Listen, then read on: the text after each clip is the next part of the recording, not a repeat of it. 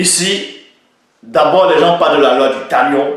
Ils disent, ouais, c'est l'Ancien Testament. Serge a déjà fait des vidéos dessus à l'époque, que la loi du talion, normalement, c'est pas bon. Mais tout dépend où on se place. Et qui c'est qui peut pratiquer cela. Ah oui, sans cela où maintenant je dis, un côté c'est pas bon, j'ai déjà fait une vidéo sur ça, et l'autre côté c'est bon. C'est bon pourquoi? Parce que tout dépend où on se place. Et de la conscience qu'on a. Et la manière dont on voit cette loi-là. On va vous expliquer. Déjà le talion c'est quoi? Quand on dit la loi du talion. Le talion c'est quoi? C'est pas le talon, mais le talion c'est quoi? La définition ici, le talion ça veut dire pareil. Pareil, semblable. C'est semblable, c'est aussi. Donc semblable. Pourquoi? La toute première personne qui a compris le mystère de la loi du talion, c'était le premier homme, c'était Moto. Donc celui dont vous nommez sur la Bible, dans les Bibles actuelles classées sur le nom d'Adam. C'était l'homme, c'était Moto. Pourquoi? Dans Genèse chapitre 2, au verset 23, il est dit. Et l'homme dit, donc Emoto dit, deux points, voici cette fois celle qui est os de mes os et chair de ma chair. Donc pareil, identique, ils étaient pareils. Là, il avait compris un mystère de talion, la loi du talion.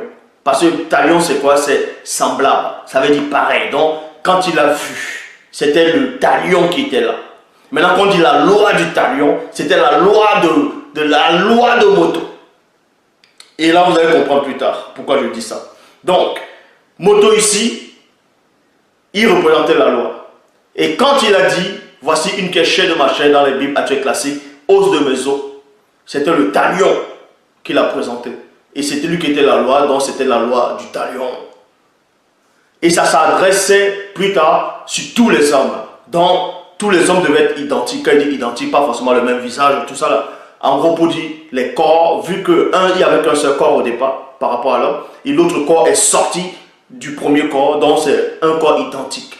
Chair, le sang, l'os. Donc c'est identique. Donc tous les enfants de Moto, plus tard les générations, devaient être aussi identiques parce qu'ils étaient issus d'un seul corps. Même Laban a compris cette révélation. Lui aussi il a compris la révélation dans la loi du talion. Dans Genèse 49, au verset 14, il dit, et Laban lui dit deux points, c'est-à-dire a-t-il dit à Jacob, certainement, virgule, tu es mon os et ma chair. Vous voyez, Jacob demeura un mois chez Laban. Or, il y a des faux pasteurs qui n'ont aucune connaissance, ils disent, oui, Jacob c'était une femme, parce que Laban a dit, tu es chair de ma chair. Tu es ma chair, tu es mon os, parce que Moto avait dit ça à sa femme aussi. Vous voyez des hérésies. Mais bon. Donc l'homme ici avait compris cette loi du talion, parce que dans Genèse chapitre 2, verset 18, il a dit, le Seigneur Dieu dit, il n'est pas bon que l'homme soit seul, je lui ferai une aide qui lui correspondra. Donc qui lui corresponde, semblable. Semblable. Donc ça veut dire que la révélation maintenant, pourquoi c'est Adam qui apporte ça? Ça veut dire que Moto, la femme de Moto, était semblable à Moto. C'était semblable. Ce qui veut dire, si l'homme, le premier homme, avait coupé le bras de sa femme, il ne serait plus semblable. Ah oui, ils allaient plus être semblables. Maintenant, pour qu'ils redeviennent semblables, il faut maintenant qu'on coupe aussi la main ou le bras de cet homme-là pour qu'il soit maintenant semblable. Est-ce que vous comprenez? Ça, c'est la loi du talion. Et c'est l'homme qui avait compris ça. Parce que le spirituel lui a révélé cela. On lui a révélé cela. C'est ça pareil. C'est ça, même Boussy aussi avait compris cela plus tard. C'est ça qu'il est dit dans Lévitique 24, verset 17. Si quelqu'un frappe à mort n'importe quel homme, virgule, il sera mis à mort.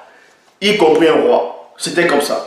Peu importe le roi, peu importe sa puissance. Si tu es un homme, c'est-à-dire même on va dire un pauvre, volontairement. Je dis bien volontairement, parce que si ce n'est pas précisé, mais la vraie précision c'est ça. C'est volontairement, il devait aussi être mis à mort. C'était comme ça.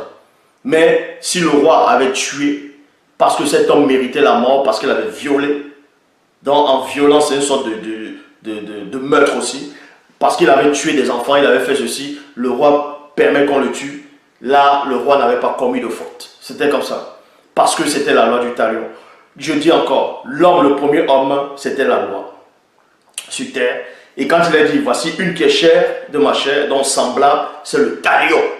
Donc si muto, c'est la raison pour laquelle, quand la femme a mangé le fruit, ce qu'on appelle le fruit défendu, ce n'était pas le sexe, mais quand elle a consommé ce fruit, dans l'autre révélation encore cachée, quand elle a consommé ce fruit, en ce moment, ils étaient plus semblables.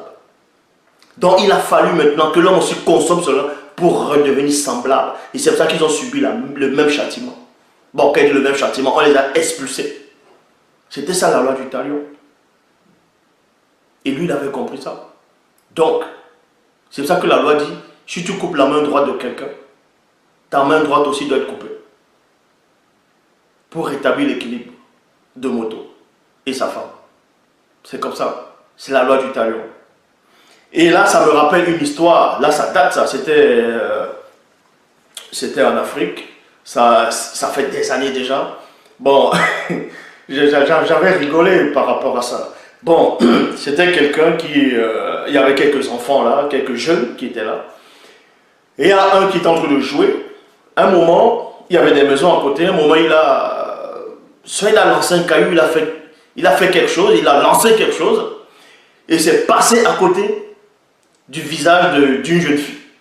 C'est passé à côté. Frappe!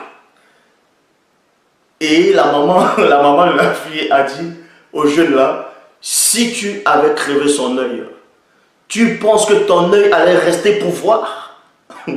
En fait, la façon dont elle a dit ça, ça m'a fait rigoler. Parce que j'ai vu qu'elle avait compris cette loi-là. Donc, ça veut dire que vous êtes en train de jouer. Tu prends le caillou, les enfants jouent. Ça, c'est ce qu'elle voyait. Que les enfants sont en train de jouer.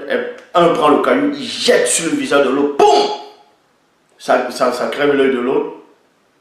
Elle, c'est pas son... La maman à l'enfant à qui on a crevé l'œil, elle, c'est pas son problème de savoir si tu as fait exprès ou pas. C'est pas son problème si tu n'avais pas l'intention de crever l'œil de son enfant. Elle va te crever le même œil. Comme ça, pour dire, ça c'est la loi. Maintenant, il y a ce... Je ne parle pas maintenant de ce exprès. Celui qui n'a pas... Il y a les accidents. Bon, maintenant, on va parler sur une vidéo. Est-ce que les accidents existent même réellement?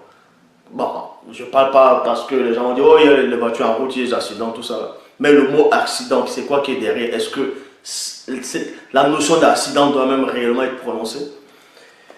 Donc, ici, dans Matthieu chapitre 5, au verset 38 à 39, il est dit, vous avez appris qu'il a été dit œil pour œil, dent pour dent, mais moi je vous dis, ne résistez pas aux méchants. Donc si le méchant veut te faire du mal, s'il veut t'agresser, si toi femme tu es là, tu crois à la parole, et un violeur il veut te violer, donc tu ne dois pas lui résister. Tu ne dois pas résister parce que les soi-disant usurpateurs sont venus modifier les paroles de Christ en disant si le méchant veut te faire du mal, mais moi je vous dis, ne résistez pas aux méchants. Comment ça, ne résistez pas aux méchants? Donc tu dois accepter qu'ils te violent, tu dois accepter que les bandits t'agressent, tu dois accepter que on prenne ton portefeuille, on prenne ton passeport, on prend tout, parce que vous allez dire non, Christ a dit. Si quelqu'un te frappe à la joue droite, présente-lui l'autre. Voilà ce qu'il a dit. Est-ce qu'il a réellement dit ça? Ben, écoutez donc maintenant ce que Paul lui dit et son bain. Dans Ephésiens 5, au verset 29, il dit, car jamais personne n'a haï sa propre chair, point virgule, mais il la nourrit, il en prend soin, comme Christ le fait pour l'Église. Si tu prends soin de ton corps, tu ne vas pas accepter qu'on trouble ton corps. Tu ne vas pas accepter qu'on frappe sur ton corps. Ah oui. Christ, il y a des moments, quand on voulait l'attraper, même dans la Bible, il a pris la fuite. Bon, vous allez me dire que ce n'était pas son heure. Donc vous voyez ici, la loi du talion, selon le spirituel, est valable. Ça veut dire que si quelqu'un vient t'agresser, tu as le droit de te défendre. Mais en te défendant, il ne faut pas que tu sois livré à toi-même. Ça veut dire, il ne faut pas, d'autres appellent ça sortir de ses gants. Mais c'est une mauvaise expression. Il ne faut pas que la colère te saisisse pour que tu deviens violent.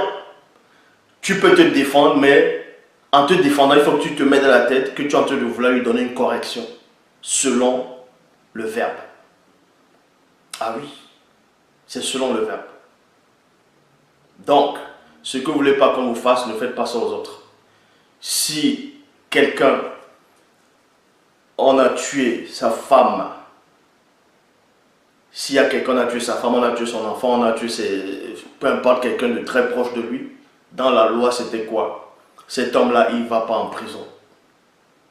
Il devait subir le même sort. Parce que la prison, ça ne va rien faire. Il va manger en prison, certes, il va même rigoler avec d'autres détenus. Il a commis un crime, ça doit être réparé. Donc, il a versé le sang, son sang doit être versé aussi. Ça, c'était la loi. Et ça, c'est la loi.